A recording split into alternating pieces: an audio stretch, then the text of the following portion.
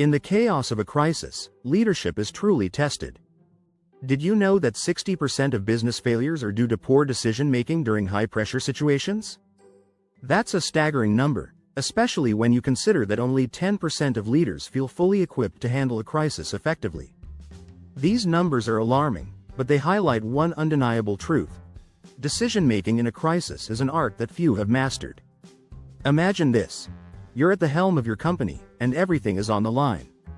The decisions you make in the next few hours could mean the difference between survival and collapse. It's in these moments that true leaders rise. But how do they do it? What sets them apart from the rest? In this video, we're going to break down the 9 essential decision-making skills every leader needs when the pressure is on. From anticipating challenges before they strike to turning adversity into opportunity, we'll uncover strategies that aren't just about surviving a crisis, but thriving through it. If you think leadership in calm waters is tough, wait until you see what it takes to navigate the storm. Ready to dive in? Let's get started. Chapter 1. Anticipate the storm. Predictive leadership in uncertain times. As a leader, one of the most valuable skills you can develop is the ability to anticipate problems before they hit. The best leaders aren't just reactive, they are proactive. They see the storm brewing on the horizon and start preparing before anyone else notices the clouds. A study by the Global Leadership Forecast found that only 14% of CEOs feel confident about their company's future prospects. This lack of confidence often stems from not being prepared for what's ahead. So how do you sharpen your predictive leadership? First, cultivate an early warning system within your organization. Encourage your team to report issues as soon as they arise, no matter how small.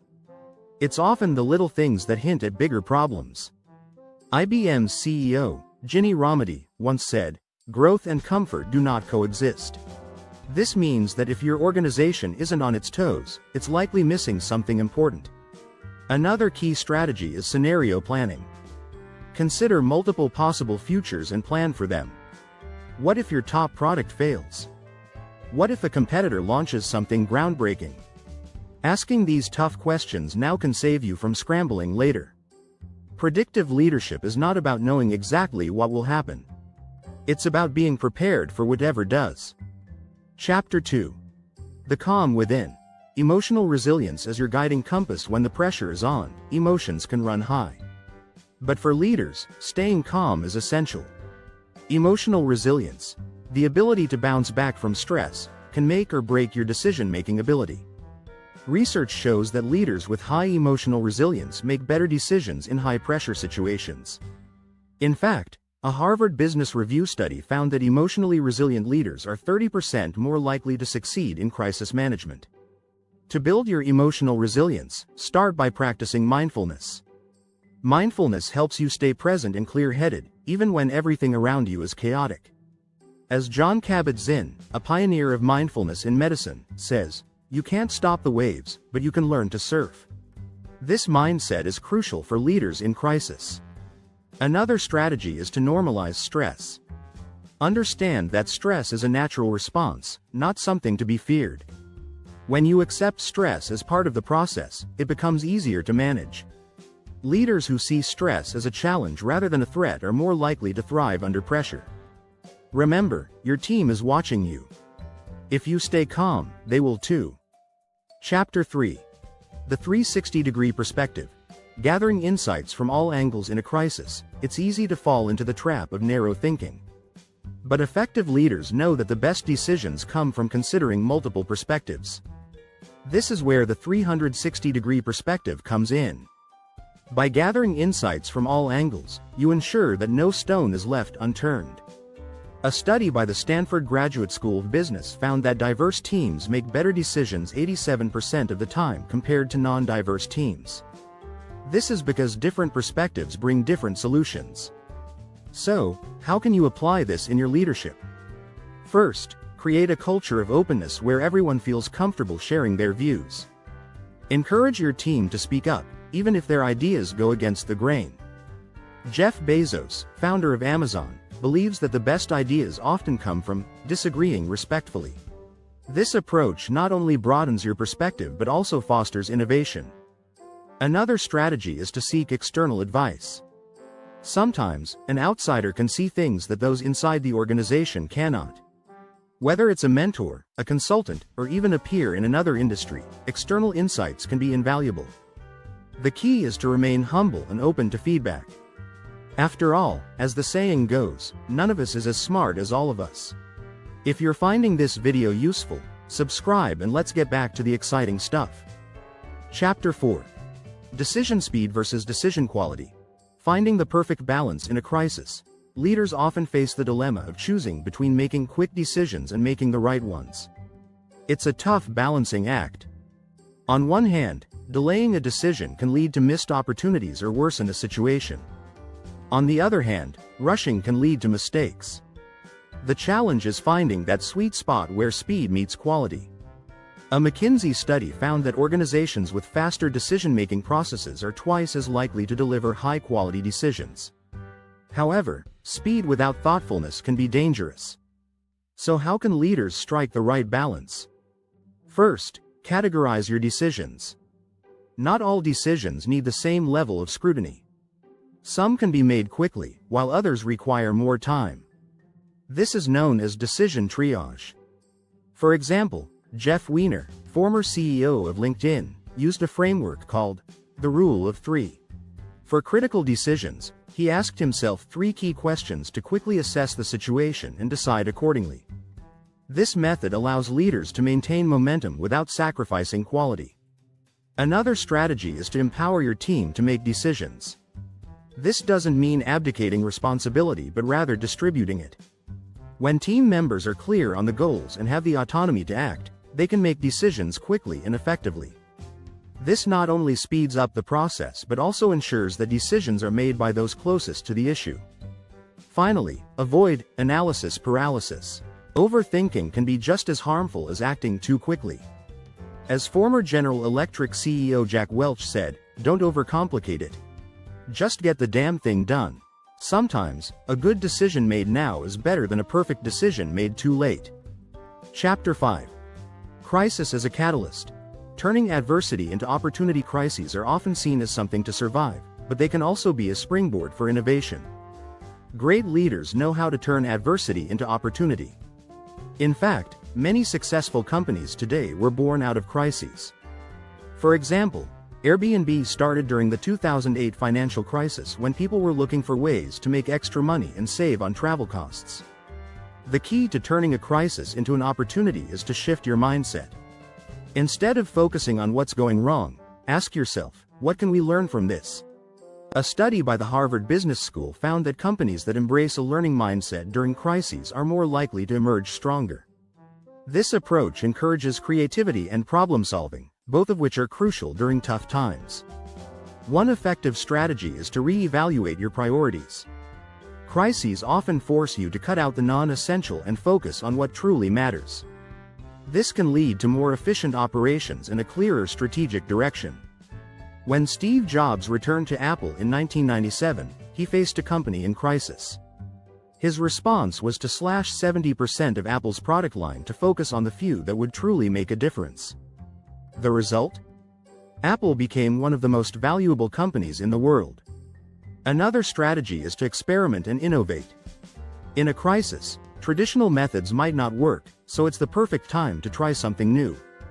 Amazon, during the dot-com bust, decided to expand into cloud computing, what we now know as AWS. It was a risky move, but it paid off massively, making Amazon a leader in cloud services. Lastly, communicate your vision clearly. When leading through a crisis, it's vital to keep your team aligned and motivated.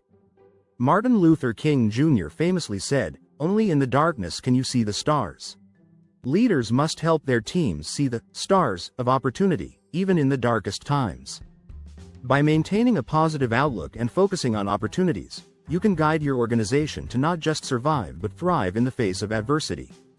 Chapter 6.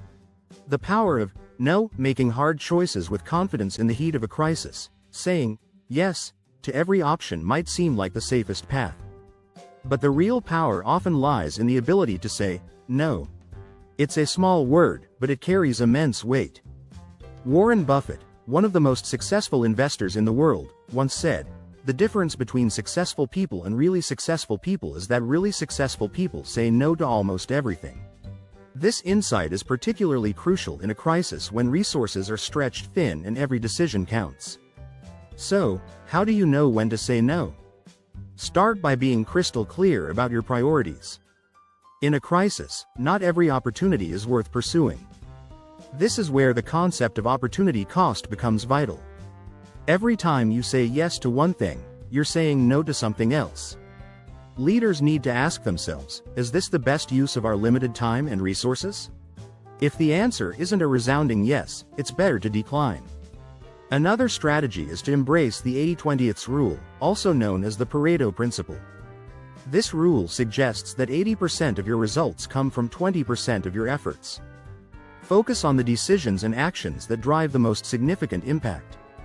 This means being ruthless about cutting out the noise and zeroing in on what truly matters. Learning to say no also means setting boundaries. This can be difficult, especially when you're under pressure to deliver results. However, setting limits can prevent burnout and keep your team focused on the bigger picture. Steve Jobs was notorious for his ability to say no, which allowed Apple to concentrate on creating groundbreaking products like the iPhone. He once said, "I'm actually as proud of the things we haven't done as the things I have done." Innovation is saying no to 1,000 things. Finally, saying no with confidence requires practice. It's not always easy, especially when you're turning down people or ideas that you care about. But remember, every no is a step towards a clearer, more focused strategy. It's about making decisions that align with your long-term goals, not just reacting to the immediate crisis. Chapter 7.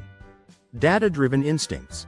Merging analytics with gut feelings. In today's data-driven world, leaders often find themselves torn between relying on hard data and trusting their instincts. But what if the secret to effective decision-making lies in merging the two? Data provides a solid foundation, but instincts can fill in the gaps that numbers might miss. A study by the MIT Sloan School of Management found that companies that use data-driven decision-making are 5% more productive and 6% more profitable than their competitors. However, the most successful leaders also know when to trust their gut. Let's start with leveraging data effectively. The first step is to ensure that you're working with accurate and relevant data. In a crisis, the situation can change rapidly, so outdated information can lead to poor decisions. Leaders must prioritize real-time data and ensure that they're looking at the most current information available. It's also essential to avoid data overload. Focus on the key metrics that directly impact your decision. Amazon's Jeff Bezos is known for saying, "We're not competitor-obsessed, we're customer-obsessed. We start with what the customer needs and we work backwards." This customer-first approach is driven by data, but also by a deep understanding of what customers truly want, something that data alone can't always reveal. On the other hand, instincts come into play when the data is incomplete or when there's no clear answer. This is especially true in unprecedented situations where past data may not provide a reliable guide. Leaders like Elon Musk have famously relied on their instincts to make bold decisions. Musk has said, "I think it is possible for ordinary people to choose to be extraordinary." This belief in his vision, even when data was lacking, has driven some of Tesla's most innovative projects. Another way to balance data and instinct is through experimentation. In a crisis, you may need to make quick decisions without all the information. By treating these decisions as experiments, you can gather new data to inform future actions. This iterative approach allows leaders to adjust quickly based on real-world outcomes. Finally, it's crucial to create a culture where data and instincts are both valued. Encourage your team to back up their instincts with data, and likewise, to challenge data with their intuition. This balance creates a more holistic decision-making process that leverages the strengths of both approaches. Join our journey by subscribing to the channel and never miss out on our latest uploads.